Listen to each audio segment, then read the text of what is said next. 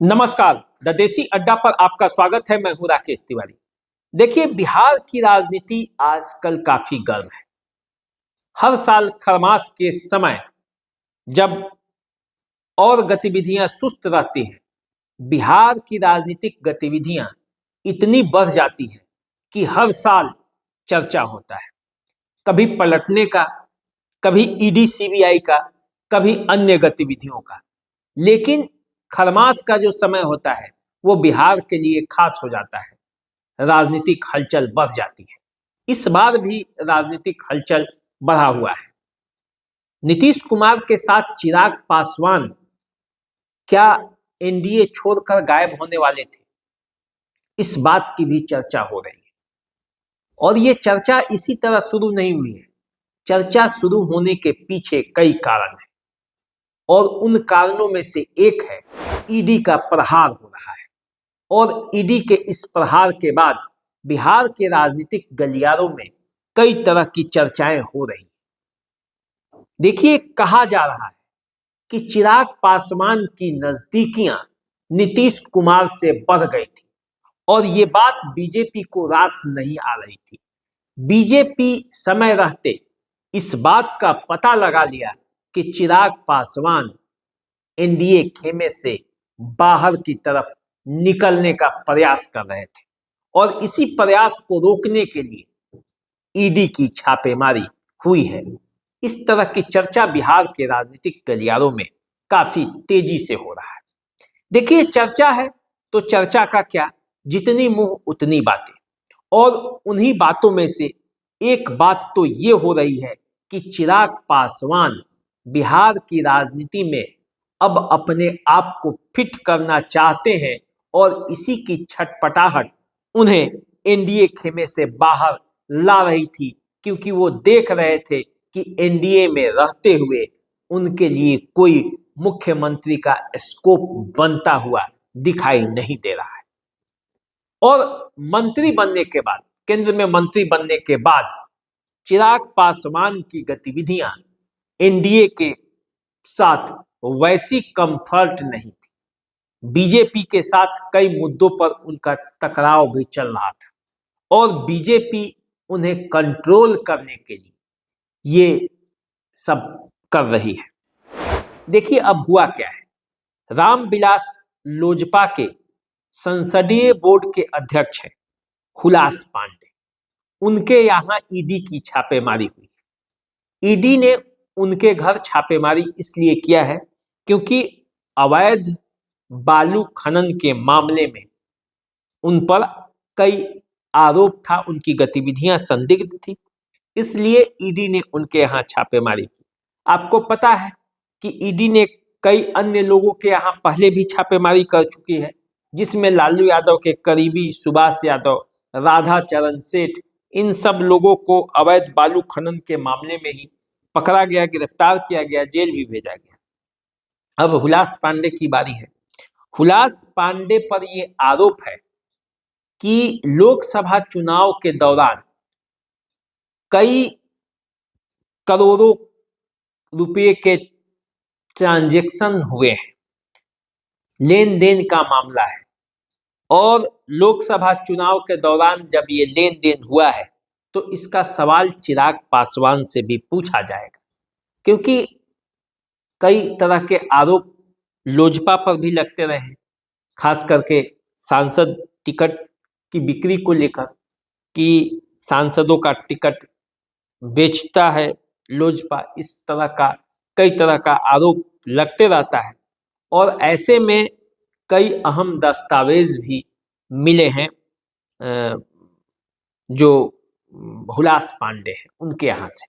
तो देखिए, अब मामला पूरी तरह से संगीन हो गया है। आप सबको पता है कि हुलास पांडे पूर्व विधान परिषद सदस्य हैं।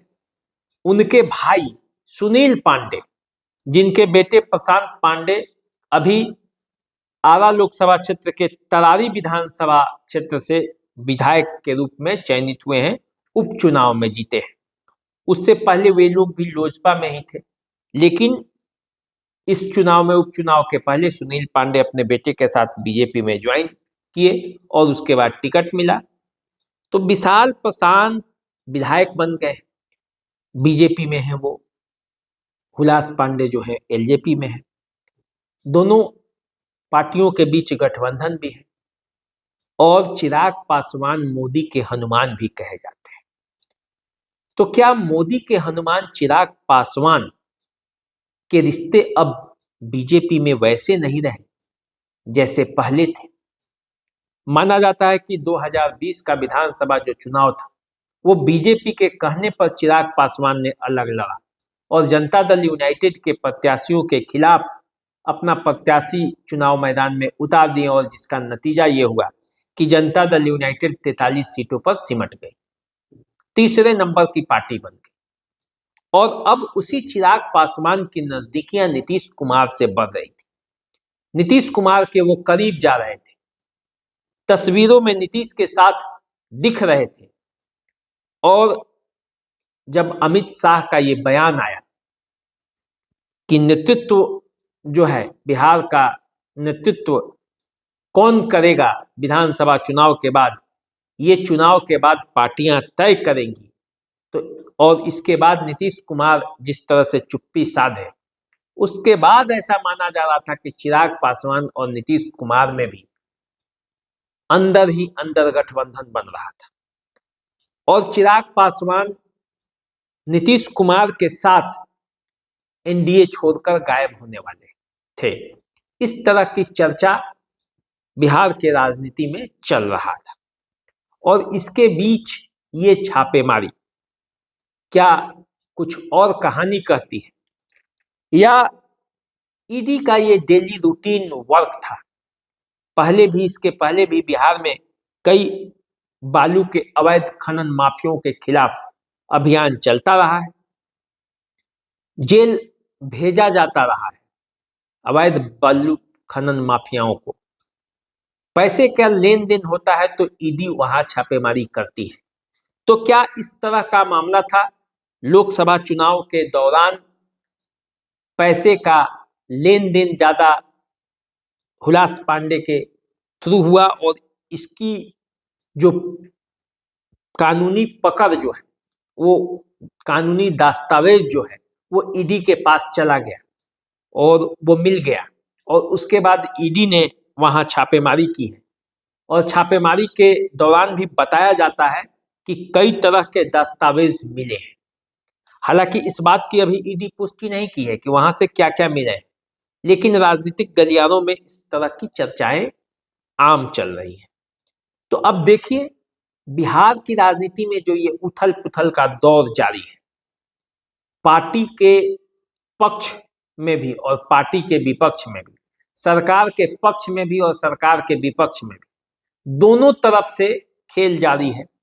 दोनों तरफ से कंफ्यूजन की स्थिति पैदा किया जा रहा है, बयान ऐसे दिए जा रहे हैं जिससे परिस्थितियां उलझी हुई ही रहे, क्योंकि सुलझा हुआ बयान किधर से भी नहीं आ रहा है जिससे मामला क्लियर हो जाए।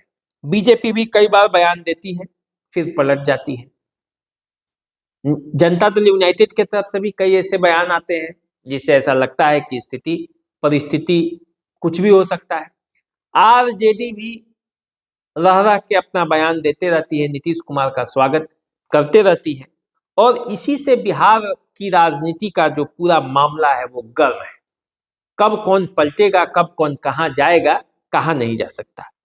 और इस स्थिति के लिए खुद नीतीश कुमार भी जिम्मेवार है, क्योंकि कई बार वे वैसी स्थिति में भी पलटे हैं जब वो खुद कहे हैं कि अब पलटने का सवाल नहीं, और जैसे ही नीतीश कुमार ये बात बोलते हैं कि उसके अगले पल वो पलट जाते हैं। तो इसलिए अब भी नीतीश कुमार कह रहे हैं कि पलटने का कोई सवाल नहीं है, इसलिए लोगों को विश्वास नहीं हो रहा। राजनीतिक गलियारों में इस बात की चर्चा हो रही है कि ये तो वही नीतीश कुमार हैं जिन्होंने कहा था कि मिट्टी में मिल जाएंगे लेकिन बीजेपी के साथ नहीं जाएंगे। उसके बाद वो 2 बार बीजेपी के साथ चले गए। तेजस्वी यादव के लिए भी इसी तरह से बोले थे, लेकिन तेजस्वी यादव के पास भी वो चले गए। यानी कि बिहार की मुख्यमंत्री की कुर्सी के लिए वो कहीं भी जा सकते हैं, कहीं भी आ सकते हैं।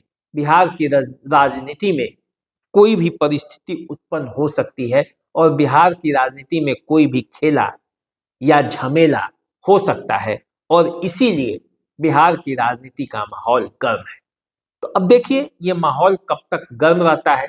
क्या वास्तव में चिराग पासवान को साजने के लिए बीजेपी ने ईडी का तलवार जो है वो उनके नेता पर चलाई है, या ईडी वास्तव में अपना काम कर रही है जैसा कि वो हर बार करती आई है और नेताओं को अपने समय के हिसाब से और अपने हिसाब से लगता है कि ईडी राजनीतिक भावना से प्रेरित होकर काम कर रही है। क्योंकि देखिए ईडी नीतीश कुमार के चहेते अधिकारी संजीव हंस पर भी काम करती है। ईडी तेजस्वी यादव को भी नहीं छोड़ी है। ईडी चिराग पासवान के चहेते को भी नहीं छोड़ी है। तो यदि ईडी सबको पकड़ रही है, क्या पक्ष हो क्या विपक्ष हो, तो ऐसी स्थिति में ईडी के पर सवाल खड़ा करना वाजिब नहीं दिखता। अब देखिए क्या होता है बिहार की राजनीति में। आरोप और प्रत्यारोप के दौर तो चलते रहते हैं, आगे भी चलते रहेंगे। परिस्थितियां क्या बनती है उसके लिए आपको थोड़ा इंतजार करना पड़ेगा, देखना पड़ेगा कि आखिर होता क्या है। तो चलिए आप हमारे साथ बने रहिए, चैनल को सब्सक्राइब कर लीजिए। हमें दीजिए इजाजत, नमस्कार।